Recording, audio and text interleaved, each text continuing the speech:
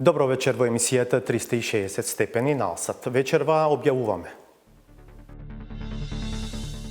Актуелната влада влезе во третата година од мандатот, а ветувањето дека АД Електрани ќе купи сопствена механизација за РЕК Битола останува неостварено. Сите документи ги имам, сите ова, она и... Дали зголемувањето на социјалната помош и за 300% е нов популизам или реална реформа за намалување на сиромаштијата? Се му давале трошки и те молам не ми се појавува да не те гледам никаде во општество. Не, ние викаме, појави се затоа што тие граѓани се и економски потенцијал во државата. Северна Македонија полноправна членка на НАТО веќе во декември. It is impossible to predict when all of the ratification procedures will be completed. По европската титула, има ли начин да се обезбеди опстанок на ракометниот клуб Вардар? Најразвиена стопанска гранка во државава е политика, очигледно. Саботажа. Останете на Алсат, сториите се по кратка пауза.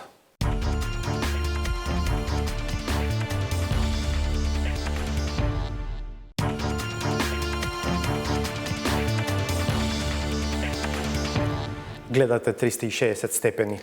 Деновиве е раздвижено во центрите за социјална работа низ државава, откако на сила стапија новите законски решенија со кои досегашната социјална помош се зголемува и според опфатот и според висината, дури и за 300%. Креаторката на промените, министерката за труд и социјална политика Мила Царовска, тврди дека не станува збор за популистички мерки за купување гласови, туку за реформа со која од зоната на сиромаштија ќе бидат извлечени околу 100.000 граѓани, а на дел од нив ќе им се помогне и да најдат работа. Токму преку овој елемент, обезбедување работа и финансиска самоодржливост на лицата ќе се мери успешноста на реформата, велат експертите. Зоран Јовановски за состојбата на терен и потенцијалните проблеми. Шуто Ризари е општина во која има најголем број корисници на социјална парична помош според бројот на жители. Стапувањето на сила на новите законски решенија со кои се зголемува опфатот и висината на помошта, дополнително ги разлижи тамошните жители. По повикот на надлежните, побрза во Центарот за социјална работа да проверат дали и по која основа им следува надомест од државата. На жена не му следуваат, имаше кер, мене 26 години имам, ништо не ми следува. Детето инвалид 4500 зима месечно, тоа. Ке примаш социјално 1, 2, 3 години, па мора и да работиш понекогаш, ама државата е должна нешто да ти понуди. Што да кажам? Се работи некои ненормални работи овде. Сите документи ги имам, сите ова, она и исправен сум. А ги имате ли сите документи? Сите документи ги имам. Ете, гледате како е, све ги имам. И тоа што сме се наделали нешто сега, и тоа таа нада ни изумрела. И сега наводно ќе добивам решение и на тоа решение ќе имам право на жалба. Јас поканти. Ја да не одам, нема што да јадам. Дори дојде социјално. Имам дете со церебрална парализа, он зима, нега и постојана, ама ние не сме вработени, нели и двете. И сега дојдов да прашам дали ќе ми следува мене старосна пензија. Центарот за социјална работа во Скопска Киселавода е меѓу оние кои што покриваат најголема територија, дури 4 општини. Сепак, овде состојбата беше порелаксирана отколку во Шуто Ризари. Зашто понесувавте документи? За туѓа нега за синот, оперирање 3 пати тумор има на мозокот. И сега поднесуваме и треба да доставиме документација од операција, од болници, од пусни листи и работи. Иначе немаше проблем никако. Ова е постаро барање и се ги обновуваме документите. Поднесува документи за остварување на социјална пензија. Во меѓуопштинскиот центар за социјална работа во Скопје велат дека секој случај се разгледува индивидуално. Според однапред утврдена формула се пресметува дали и колкав надоместок следува. При аплицирање задолжителни се државјанство, венчаница и извод од матична книга на родени. Сите други документи, како што се уверение од катастар, уверение од управа за јавни приходи, потврда за моторно возило, ние по службена должност електронски ги добиваме, односно ги гледаме во систем. Со реформата, лица над 65 години кои не оствариле право на старосна пензија поради немање доволно стаж, ќе добиваат социјална пензија од 6000 денари. Четиричлено семејство со 2 деца кои одат на училиште сега ќе може да прима гарантиран минимален приход, детски и образовен додаток и енергетски додаток. Вкупната сума би можела да достигне до 10.600 денари. Се воведува еднократен надоместок за прво и второ дете. Мерката трето дете не се укинува, но ваков надоместок ќе добиваат само семејствата со вкупни примања под минимална плата, а не секое семејство во кое ќе се роди трето дете. Освен ова, компромисното решение што го договорија СДСМ и ДУИ по долго преговарање и одлагање на реформата предвидува надоместок да добиваат сите семејства во кои ќе се роди трето дете во следните 10 месеци, независно од висината на приходите. Ограничувањето со минимална плата ќе почне да важи по истекот на овој период. Исто така, сите семејства што веќе земаат надоместок за трето дете ќе продолжат да го добиваат додека детето наврши 10 години. Такво е ова 5-члено семејство кое живее во Скопско Драчево. Двајцата родители се невработени, а од септември сите 3 деца ќе одат на училиште.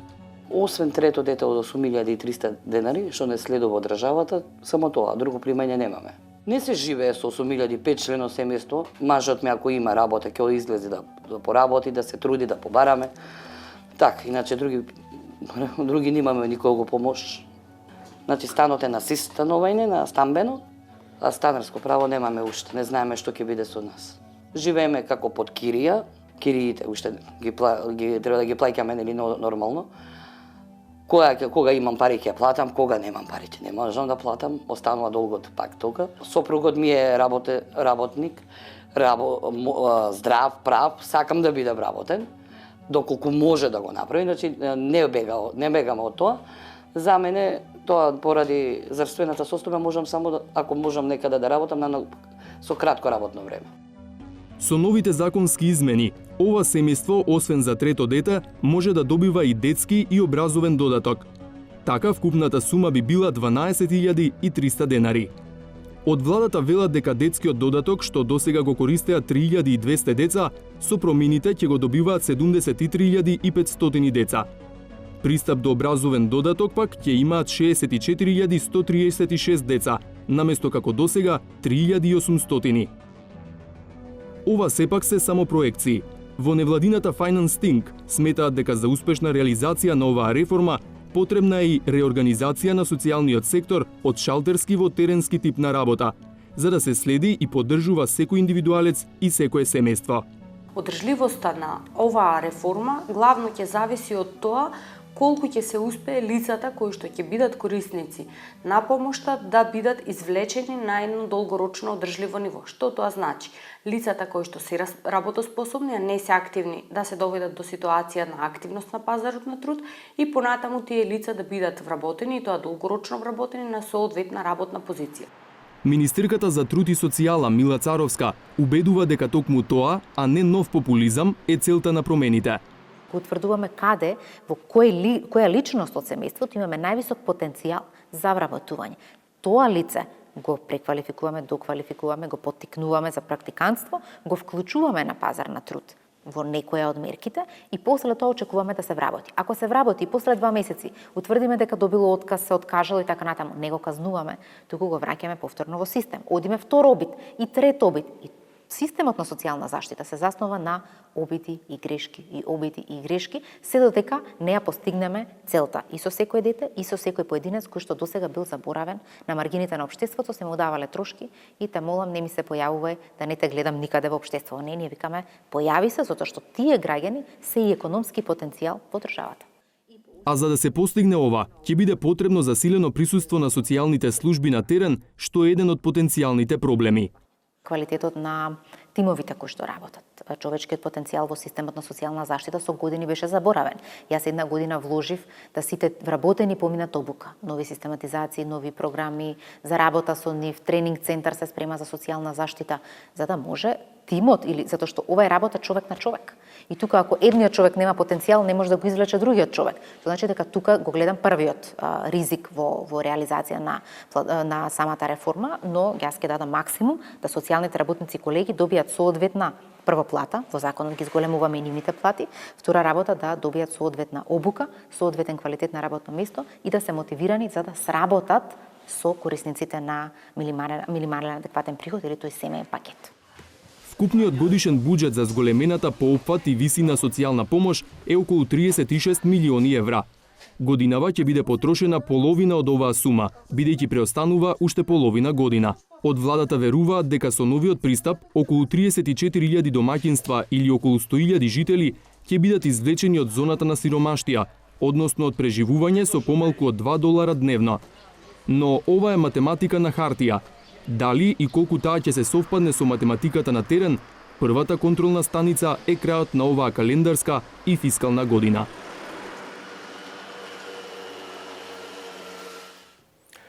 Актуелната влада влезе во третата година од мандатот, а ветувањето дека АД Електрани ќе купи собствена механизација за ископ на јаглен и јаловина за рек Битола се уште не е реализирано. Додека беше во опозиција, СДСМ па и лично Васко Ковачевски, кој сега е директор на рек Битола, обвинуваа дека договорите за ангажирање на дворешна механизација за рек се извор на голема корупција. Затоа најавуваа купување собствена механизација. Но праксата продолжува и тоа со договори со истите фирми кои за време на владењето на ВМРО ДПМН ги добиваа најголемите тендери. Александар Димитриевски донесува и други интересни елементи на оваа тема. Во понеделникот на 27 мај, страницата на Бирото за јавни набавки го исфрли најскапиот договор годинава.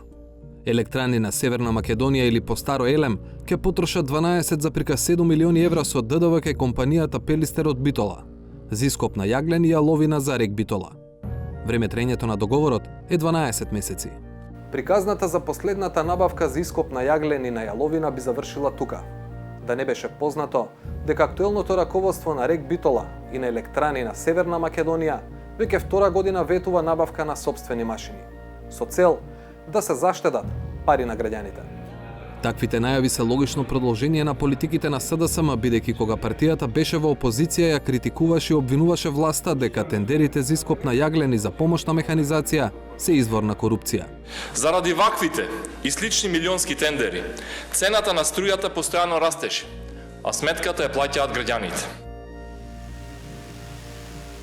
Рек Битола ќе купи собствена механизација за да не плаќа десетици милиони евра годишно за изнајмена. Идејата наврши 2 години, а почнува третата, но се уште не е реализирана. Историски, првиот тендер за набавка на механизација се обиде да го спроведе сегашниот председател на ВМРО ДПМН Христијан Мицковски како директор на Елем. Но тоа го стори во јуни 2017 година, 2 недели откако на власт дојде СДСМ. Само неколку дена подоцна, владата побара тендерот да биде поништен. Тоа и се случи, откако темата беше политички употребена. Од власта за сомнежи за матен тендер, од директорот дека се е чисто.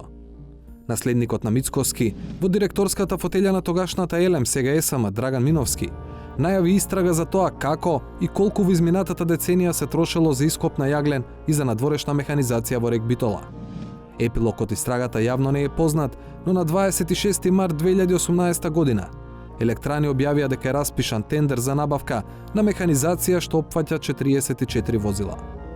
Директорот на ЕСМ Драган Миновски тогаш изјави: во изминатите десетина години за циклична механизација и за помошна механизација компанијата има потрошено повеќе од 212 милиони евра, а нашите предвидувања се дека и цикличната и помошната механизација, вредноста на и цикличната и помошната механизација нема да надмине повеќе од 40 милиони евра. Заштедите се видливи. Ништо од ова на крај не се купи бидејќи тендерот беше поништен. Тоа го стори самата ЕСМ под образложение дека законот за јавни набавки фаворизира најниска цена, па поради тоа не можат да купат високо квалитетни машини. Нов тендер беше најавен по стапувањето на сила на измените на законот за јавните набавки. На 1 април 2019 година се случи и тоа. Измените на законот за јавни набавки стапија на сила. Нов тендер не е распишан.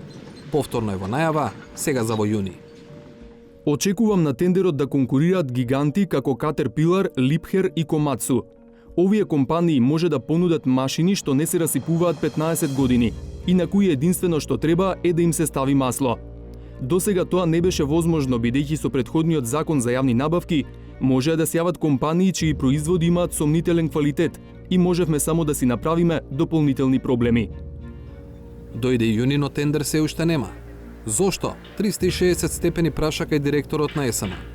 Оттаму велат се чека на подзаконските акти на новиот закон за јавни набавки. АДСМ очекува во најкраток рок да бидат донесени подзаконските акти на Законот за јавни набавки, за да биде распишан тендер за набавка на механизација за ископ на јаглен и јаловина за потребите на рек Битола. Тендерот од наша страна е веќе подготвен. Уште еден фактор поради кој тендерот не е распишан е судската постапка против Трансмет за неисполнување на обврски кон рек Битола, поради што е конфискувана дел од механизацијата на фирмата. Доколку добиеме дел од таа механизација, тогаш ќе нема потреба да купуваме одредени машини, така што и самиот тендер ќе биде коригиран во тој дел, односно набавката ќе биде намалена во делот на машините кои би ги добиле на тој начин. Сето ова не го менува фактот дека од промената на власта во јуни 2017 година до крајот на мај 2019 година ЕСМ склучила 40 договори за ископ на јаглен и јаловина, како и за изнаемување механизација. Вкупниот договорен износ на работите е 44,5 милиони евра, ако се одземе тендерот со Трансмет. Тендерите ги добиле 13 различни компании, но не сите добиле еднакво парче од колачот. Пелистер ДОО Битола е фирмата која најмногу се офајдила од услугите на ЕСМ во последниве 2 години. 4 ангажмани на оваа фирма за ископ на јаглен во рек Битола ЕСМ ја чинеле 21,8 милиони евра. Пелистер ДОО Битола ја води Силјан Мицевски, поранешен градоначалник од редовите на СДСМ, но и бизнисмен кој успеваше да добие уште поголеми тендери во рек Битола кога ВМРО од ДПМН беше на власт. Ископот на јаглен им донесе 12,1 милиони евра и на фирмата Марковски компани. Собственик е Борче Марковски. Актуелниот директор на рек Битола Васко Ковачевски во 2017 го опиша Марковски како близок пријател на Сашо Мијалков. Фирмата Марковски компани од 2008 година до денес има добиено тендери во рек Битола во износ над 60 милиони евра. Оваа фирма е тесно поврзана со највисокото раководство на ВМРО ДПМН. Во топ 3 влегува и фирмата Мис Комерц Митко Доел Скопје со 4,5 милиони евра. И повторно, станува збор за компанија која добивала тендери и од претходната власт. Дури четвртата фирма на ранг листата СВ Инвест е нов играч. Досега добиле тендери во висина од околу 2 милиони евра за ископ на јаловина и за помошна механизација. Од Централниот регистар може да се види дека собственик е Стојан Чифлигаровски од Битола. Карактеристично за фирмата е што од основањето во 2011 година бележи брз и постојан раст низ годините, но дури минатата 2018 година првпат има повеќе од 20 вработени и покрај приходите од милиони евра во претходните години. Опозицијата ја поврзува СВ Инвест со семејството на премиерот Зоран Заев. СВ Инвест демантираше такви релации. Истражувајќи ги набавките на рек Битола во изминативе години за ископ на јаглен и за помошна механизација, дојдовме во допир со подзаборавени факти. Газдите на најголемите добитници на тендери во рек Битола се во исто време и почесни конзули на странски земји. Силјан Мицевски од Пелистер е почесен конзул на Србија. Борче Марковски од Марковски компани е почесен конзул на Белорусија. Ако подлабоко се погледне листата на сите почесни конзули во земјава, заклучокот е дека таа функција е како предодредена за бизнис секторот. Имер Селмани, Бисоел, Албанија, Живко Мукаетов, Алкалуит, Данска, Сашко Миладинов, Албатрос, Естонија, Свето Зарјаневски, Тиквеш, Финска, Сашо Јанакиевски, Еко клуб, Унгарија, Зоранчо Митровски, Езимит, Латвија, Маријан Стојменов, БС, Литванија, Енвер Малики, Гемак, Мексико, Штерио Наков, Фершпет, Романија, Сергеј Самсоненко, СИС, Русија, Ајдован Адемовски, Стоунбридж, Турција. Функцијата почесен конзул нуди неколку привилегии, како на пример поврат на данок за предметите кои ги купува почесниот конзулат, дипломатски таблички на автомобилот, учество во дипломатскиот живот во земјата. Иако не штити од кривичен прогон, функцијата сепак обезбедува повнимателен пристап од истражните органи, бидејќи меѓународните конвенции бараат земјата домаќин да му обезбеди услови на почесниот конзул со што помалку пречки да ја врши својата конзулска работа. Владата се надева дека земјава веќе на самитот на НАТО во Лондон, планиран за почетокот на декември, ќе биде промовирана во полноправна членка на Алијансата. Ова очекување пред генералниот секретар на НАТО Јенс Столтенберг го повтори премиерот Зоран Заев по заедничкиот состанок во Скопје на Северноатлантскиот совет и Комитетот за интеграција на Северна Македонија во НАТО. Ратификацијата на протоколот за пристапување во националните парламенти на земјите членки се одвива со забрзано и посакувано темпо. Самитот на НАТО во декември 2019 година во Лондон го гледаме како одлична можност символично да ја одбележиме завршницата на процесот на членство во НАТО на 70 годишнината од основањето на Алијансата со официјално добредојде на 30-та земја членка. Но секако, нема да има суштинско значење доколку процесот на ратификација заврши и во почетокот на 2020 година, односно станеме полноправна членка во првите месеци од следната година. И представниците на НАТО се внимателни во прогнозите за тоа дали самитот во Лондон е достижна временска цел за заокружување на процесот на ратификација на пристапниот протокол од сите земји членки. Владимир Мирчевски направи кратко интервју со Тања Хартман, шефица на досието за Северна Македонија во НАТО. Prime Minister Zaev expects ratification process of North Macedonia's accession protocol to NATO to finish by the summit of NATO in London, I think early December this year. Do you think that this is feasible? We are certainly looking forward to having North Macedonia as a member of the NATO family as soon as possible, but it is impossible to predict when all of the ratification procedures will be completed. There's still a number of NATO allies who are working on their ratifications now. A number have already ratified, but there's still a number that are left to go. And so it's very difficult to predict when it will be possible.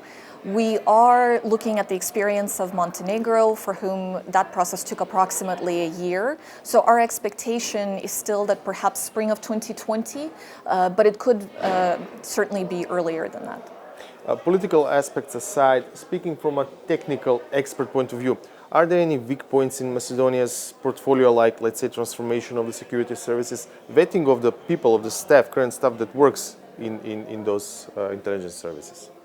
There have been a number of reform commitments that have been made and reform plans that have been agreed by the government.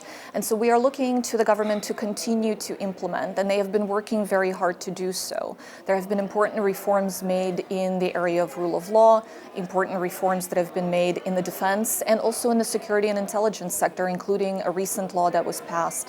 And so we're looking for continued implementation, and the signals that we're receiving is that the reforms are going well. Are there any specific expectations from NATO's side concerning modernization of the army, let's say producing more agile and more rapid response force?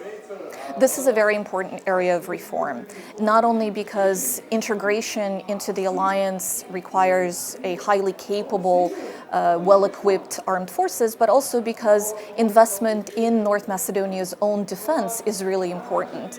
And we have served with the soldiers from North Macedonia in Afghanistan, so NATO forces are already well aware how talented, capable, and committed they are. They've served with honor and distinction.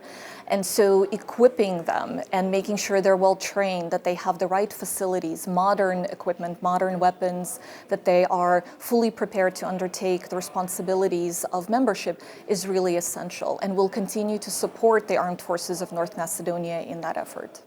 There's information still not confirmed yet that air policing of Macedonian sky will be a joint effort of the Greek and Bulgarian Air Force. Doesn't NATO have a say on this issue? NATO provides technical advice and expertise, and indeed a lot of allies work together bilaterally with other allies to provide air policing. And we provide the advice and the support in this area, but it is up to North Macedonia to decide how best to take forward that capability.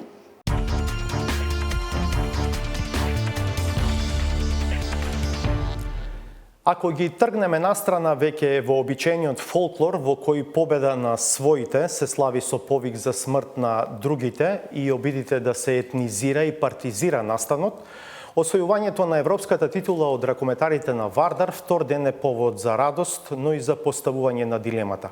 Ќе се најде ли начин клубот да обстане и да задржи високо ниво на квалитет, откако спонзорот Сергеј Самсоненко најави повлекување?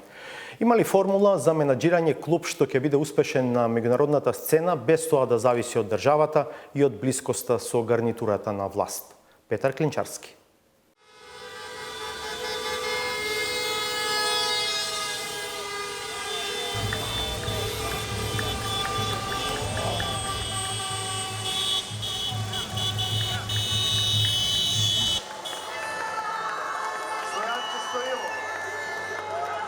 Финалето во Келн не беше завршено. Неизвестноста дали Вардар ќе застане на европскиот трон траеше, но скопјани како да пречувствуваа дека и тајњето кон централниот плоштад нема да биде попусто.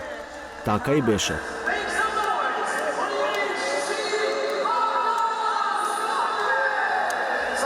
Плоштадот беше обоен во црвено-црно, а оние што немаа навивачки реквизити можеа да ги купат на лице место.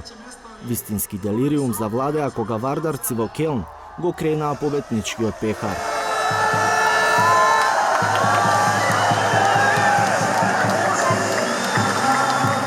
Доминантното чувство на радост сепак не успеа да ја сокрие грижата за иднината на клубот. По неодамнешните најави од сопственикот Сергеј Самсоненко дека не може да го издржи финансискиот товар и дека ќе се повлече. Вардар нема да згасне. Има иднина. Има иднина. Голямо срце без пари да играш повеќе од пола сезона, тоа само Вардар може. Никој друг. Како се игра со срце може да се постигне и без пари. Нешто успех како што ние. Како и да е, дали има пари или нема, ние победивме и сите сме стрекни. Ништо чудно е да е и во наредните години, зависно од буџетот, повторувам, сепак зависи да може да се случи да Вардар биде исто тоа што е и сега, без некој подрастични ситуации. Може би не освојување на Лига шампиони, меѓутоа меѓу први 5-6 екипи у секој случај. Тие што најавија ќе си одат, мада мислам дека поголемиот дел од тимот ќе остане. Костурот на тимот ќе остане. Ќе бидеме подготвени за следната. Апсолутно. Зашто да не? Да. И оваа година бевме аутсайдери, ама сепак сме шампиони. Што е побитно од тоа? Не можеш да уништиш нешто што не умира. Тоа е доволно. Неизвестната иднина на Вардар е реалност што ги мачи и играчите.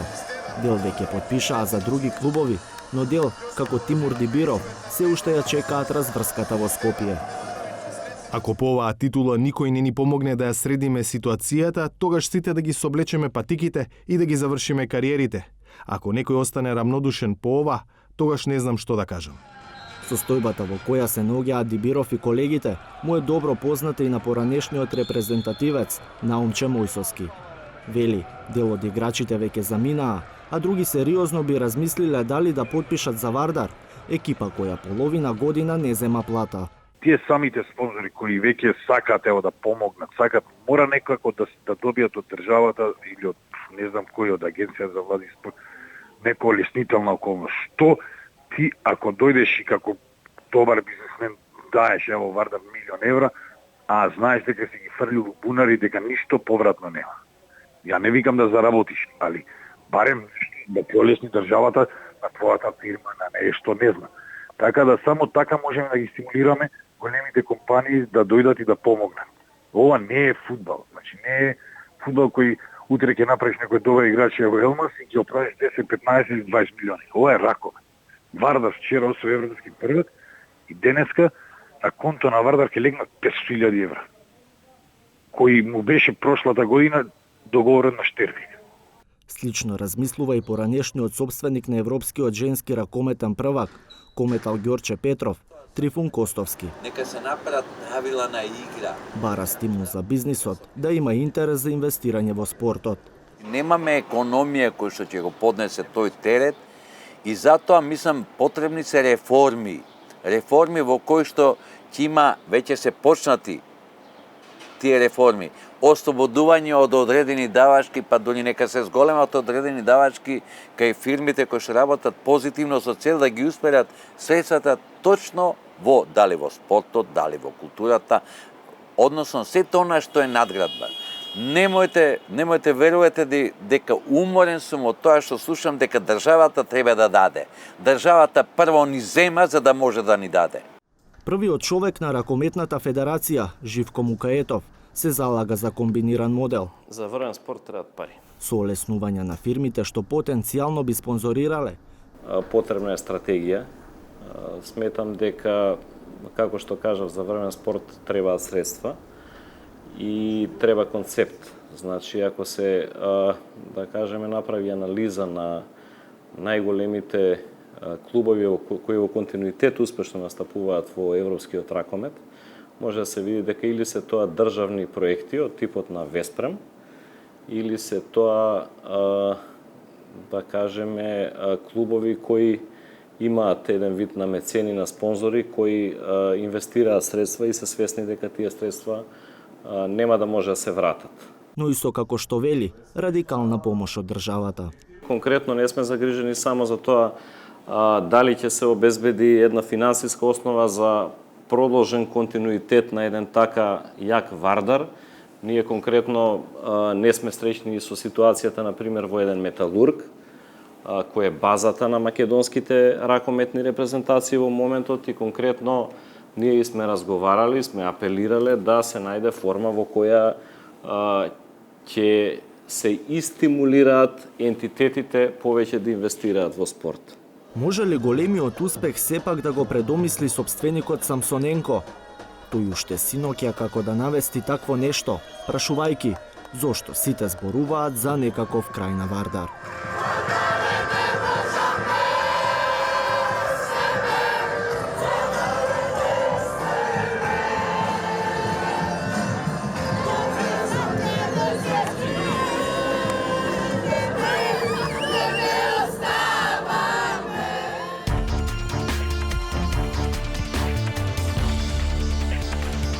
Во продолжение за активизам што се случува на социјалните мрежи под мотото "Дај не фрлај" и за неговото општествено значење.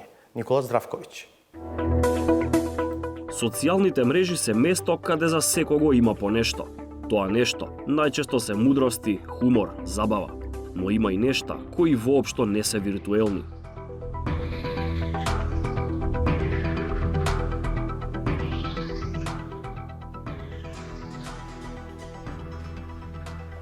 Дај не фрлај е името на една група која што брои над 35.000 членови, а оформена е со благородна цел. Кога ќе се погледнат името и објавите, се стекнува впечаток дека е ова само уште една хуманитарна група. Но дали е навистина така? Зад групата во виртуелниот свет стојат реални луѓе. Бранко Прља и Владимир Карер се основачи, а Дафина Николовска е една од вкупно 8 администратори, низ чиј филтер се којдневно поминуваат новите членови и нивните објави. Може би звучи чудно, ама главна цел е да се враќа до вербата, да се враќаат позитивните вредности, да се враќа желбата за соработка, за подарување, за еден убави меѓучовечки односи. Освен тоа, целта на групата е да се влијае врз намалување на консумеризмот, од причина што јас тоа така го лаички го кажувам, јас не сум стручњак за екологија, ама сум граѓанин на овој свет и сум живеела во време кога не била ваква состојбата со природата и со планетата. Сето тоа ние што го купуваме на крај завршува во морињата и во океаните. Во суштина, групата служи за подарување функционални предмети. Ги нудат оние што ги имаат, а повеќе не им требаат. На оние што не можат да ги купат. Многу деца и семејства добиле креветчиња и различна покуќнина, а матуранти се облекле за големата вечер. Подарувањето сепак не е без правила. Правилата се јасни, значи подарувам по барам, не смее да се подарува ништо што има временски рок, значи лекови, храна, нешто што е расипливо. Нема подарување на парични средства и хуманитарни, значи нема хуманитарни кампањи, така да се изразам. Комуникологот Стефанија Темелковска-Миладиновска е член на групата. Редовно подарува. Неколку незини предмети преку групата имаат втор дом. Во Германија постојат, општините си имаат организирани денови, дали понеделник, дали вторник или кој било ден во неделата, знаат, например, дека од 8 до 10 часот предпладне или попладне се изнесуваат работите кои што не ни требаат пред своите домови и слободно може да минуваме и да земаме се она што ни е потребно за дома. За балкански менталитет, тоа може би на почетокот изгледа многу срамно, како ја сега ќе го земам, зошто да го земам, па што ќе помислат овие ја што земам, дали имам, сиромашен сум или не сум сиромашен, меѓутоа не е тоа целта на групава. Овде во групава тие кои што подаруваат не се богати и тие кои што земаат не сме сиромашни. Ставот на Стефанија дека примањето подарок е срамота по стандардите на локалниот менталитет се покажа во голема мера точен. Добивме само искуства на писмено, а најхрабар беше еден млад скопјанец кој се нафати да зборува лично, но со прикриен идентитет. Подарив на човек гарнитура, машина за садови, А за возвратот, еден господин госпоѓа добив стар систем, значи сараунд за музика, за телевизор приклучен и воедно комода за складирање, чаши, нешто други некои работи. Луѓето може би погрешно сватени од страна на други луѓе, значи да добиат некоја перцепција дека си сиромашни, дека не може да си возможат. Тоа што групата има висока цел, не значи дека нема корисници со подли намери. Има и такви што бараат подароци за потоа да ги продаваат, а и такви што нудат подароци кои не се баш функционални. Контролата ја прават самите корисници преку пријави за тие што ќе бидат фатени. Бидејќи групата не е официјално движење со канцеларии вработени, совеста е единствениот инспектор. Тој што подарува си се договара директно со лицето на кое му подарува, како ќе се изврши испораката. Ние во тоа немаме ингеренција, ниту е наше да се мешаме. Исто така, тој што подарува одлучува на кого ќе подари. Од друга страна, дека тоа не треба да бидат работи, не знам, миксер кој што не функционира или миксер со една перка, што знам јас, или искинати јалишта, тоа не. И повторно останува, знаете, она нашата среќа дека ние сме го дале тоа што не ни треба, меѓутоа и совесноста од друга страна дека тоа ќе се искористи на правилен начин. Грижата за планетата преку негување хумани вредности е висока цел и предизвик за секој општество, особено за оние во развој како домашното. Но оправдувањето дека државата е виновна што ваквиот начин на подарување не е подобро развиен, не држи вода во случајот на Дај не фрлај. Фејсбукот е ист за сите, како за граѓаните на Германија, така и за граѓаните на Македонија. Овде не е крајот, по уште една пауза е саботажата. Бидете насад.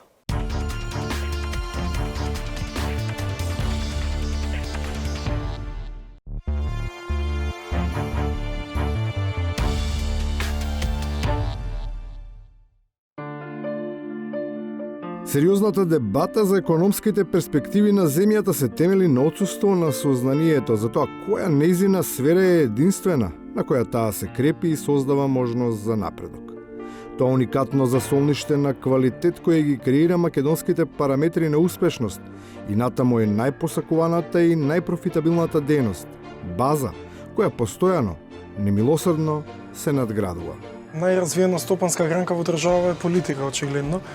Приодот кон решавањето на овој предизвик е различен. Теоретски и концептиски се разгледуваат повеќе модели кои варираат во зависност од количеството употребена реалност.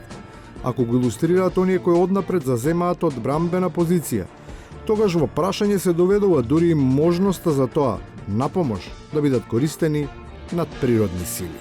Толку зла се направива во Македонија, толку кражби се направија во Македонија, да и Дейвид Коперфилд да дојде од Америка, да пробе со магии и со трикови, да ја оправи држава, нема шанси. Оние пак чиј ментален став е оптимизиран на тоа ниво, да не очекуваат чуда, рационално користејќи ги знаењето и искуството, тврда дека е потребна радикална трансформација на состојбата на умот, при која наместо кон небото, треба да се погледне во сопствените дланки. Нас нема да не спаси волшебно стапче од било кого. Ние мора внатре сами да си ги решиме работите. Прифаќањето на таа обврска секогаш наидува на сериозен отпор, бидејќи комоцијата која ја обезбедува тој измислен занает и одбивањето на многу темина да се соочат со болеста која ја предизвикува, го принудува дури одбраниот матичен лекар да определи терапевтски режим, во кој на сите најпрво ќе им ја предочи диагнозата. Поголема грижа, поголема отчетност, јавна плата примаме. Пациенти сме сите. А лекувањето не е толку тешко, светлината е тука најважна. Таа ќе овозможи да се излезе од мракот и да се стави се на виделина. Но за да се случи тоа, мора конечно барем да се стисне на мрзливецот и сијалицата да гори, се додека на вистина не се раздени. Проблем е кога ноќта ви трае 28 години или 9. Тоа е проблем. А проблем е кога ноќта ви трае 2,5 години или 2 и кусур години. Исто така тоа е проблем. Значи, ноќите се предолги, а денот не дошол. И на крајот, економијата не ја бива без правна држава, од едното без другото не оди. Па на Македонија веројатно барем малку ќе и се раздени, ако некому, конечно, му се стемни. Немој да ми кажуваш мене закон, устав, се тоа се менува затоа што ние као граѓани очекуваме кој брате прекршил закон да одговара. Тачка. Тука можеби не треба да се става само една точка. Требаат уште две. За никогаш веќе да не се застанува.